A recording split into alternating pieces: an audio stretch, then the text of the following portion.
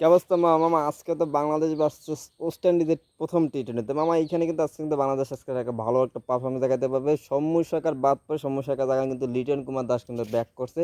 আশা করি সে একটা পারফরমেন্স দেখাতে পারবে। আমাদের বোলিং লাইনের কথা বলতে হবে না, বরাবরই তারা ভালো।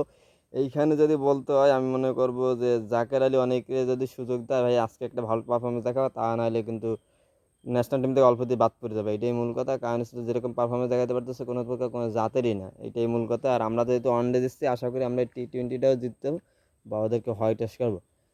ওয়েস্ট ইন্ডিজ আমাদের কাছে টি-20 আমাদের থেকে বরাবর ওরা আগানো, ওরা বরাবর টি-20 ভালো খেলে, কিন্তু আমাদের মাটিতে আমাদের দেশের মাটিতে বরাবরই কিন্তু আমরা ভালো খেলি, এটা আপনাদের মনে রাখতে হবে। আশা করি আজকে বাংলাদেশ ম্যাচ জিতবে, বাংলাদেশ একটা কাম ব্যাক দেখাইতে পারবে। সাইফ হাসানের উপর একটা পুরো সম্পূর্ণ ভরসা আছে।